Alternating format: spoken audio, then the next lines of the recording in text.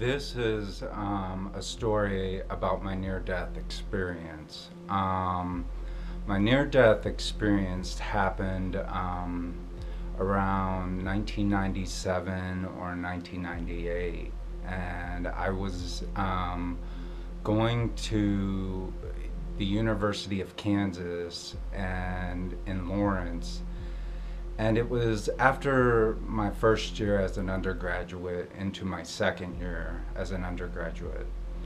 My first year I lived in the dorms and at Hassinger Hall.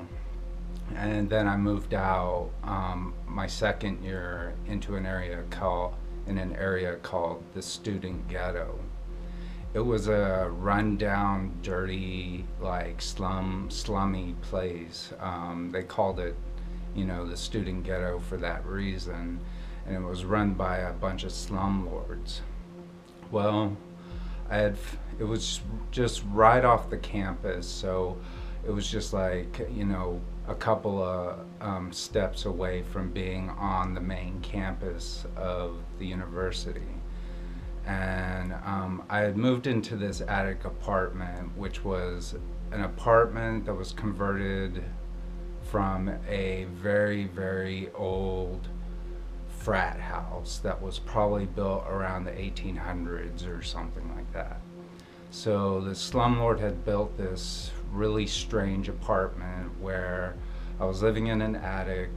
My bedroom was at I would say a 45-degree angle, and my toilet, you couldn't even sit right on my toilet. You had to sit on like sideways because there was like a wall that jutted right up against the toilet. It was just bad construction. So I moved into this apartment because the rent was cheap, the location was great, but it was a haunted, like, old frat house from the 1800s. And so when I moved in there, excuse me, a lot of things happened. Well, at the time, I was doing a lot of, bad drugs at the time. I was young and stupid. It was 1997, 98. I was 19 years old. And I also got bit by a spider in the apartment on my, I think it was, my right arm, and my arm had swelled up to like 4 times its size, and it made me really sick. And then we had a gas leak, or I had a gas leak in my apartment coming from the stove. And so I was living in this apartment for like a year, and I started to get really, really sick that whole year, and I didn't get the spider bite ever taken care of. And so one night, and the gas was still in the apartment and everything, and one night I was just feeling really, really sick. Like, all my energy was gone. Like, all my life was gone. Everything was like shutting down, it felt like.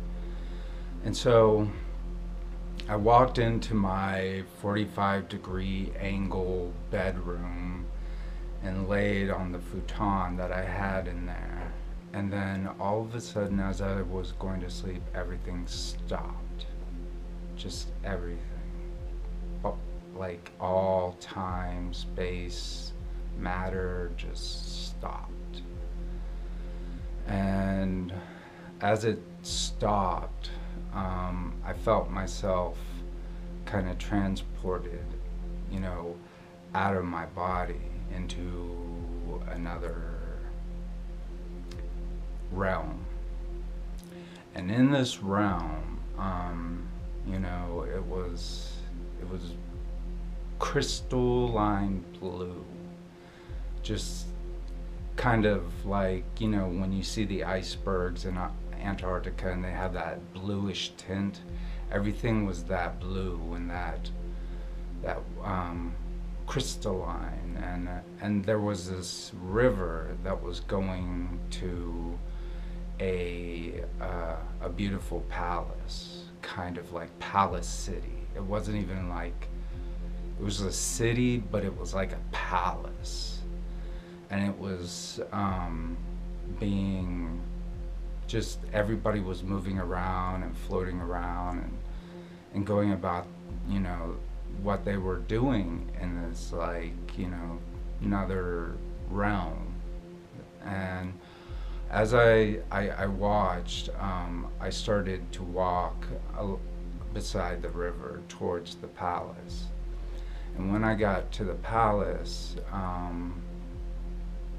my great grandfather was there, and his name was Bill Goodridge, and he was rushing, he was like greeting me and inviting me. And he was like, "Oh, come, you know, come here, it's great to see you, you know, it's been so long." And, you know, he was happy to see me. And so he started to take me into this one room. And as he was taking me into this one room, he was like, "Don't you like this room? I mean, it's everything you ever wanted." And it was. There were like chairs that were thrones and these great tribal-esque, you know, masks on the walls. And it was just so stately and regal. It was just everything I had ever imagined, you know, what beauty could be.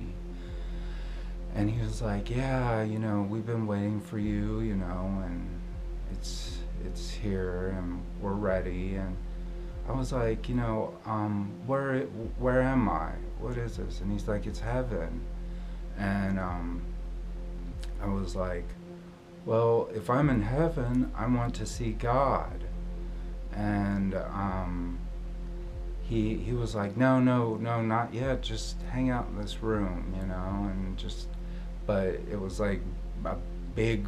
It was just a different kind of room. It was so beautiful, but it wasn't just a room. It was like a mansion room or something. And I was just like, no, I'd like to see God. He's like, "You know, I can't make you stay here, but, you know, we'd like you to hang out for a little bit." And I was like, "No, I want to see God," you know. And it was like, let me see God. And I started to walk out of the room. And he's like, come back. And I was like, "Oh, no, I want to see God." And so I was like floating. And it felt like I was on roller skates. And when you're on roller skates, you're like gliding, you know, and coasting along, you know, when you're going at a fast speed, but you're upright, you're not like pushing it, you're just, when you've been pushing it, and then you like just glide and coast. And that's how it felt to me, because I was like, okay, I'm gonna see God, I want to see you, you know. I was like, I want to see God. And then all of a sudden I heard God say, "You're not ready to see me."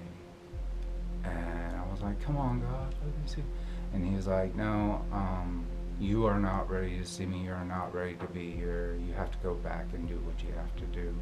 And then all of a sudden I felt him push me back down into my body.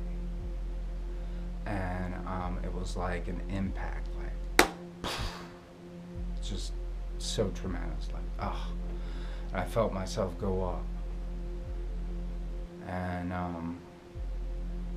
it was intense. And then my family, they found out, they saw that I was sick, and they rushed me to the hospital, you know, because I had to meet with them eventually, and they saw that I was in really bad shape.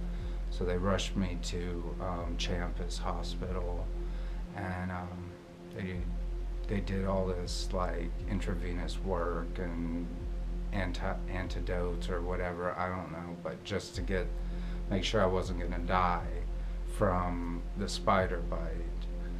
But the weird thing is, it's like when you're after that experience, it always felt like I was never really in my body anymore.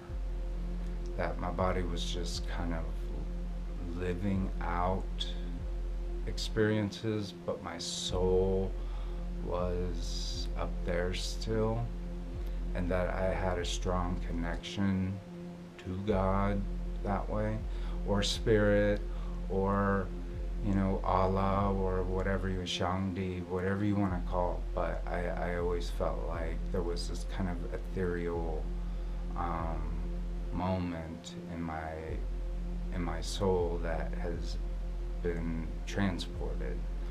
So after that experience, it's made me a stern believer.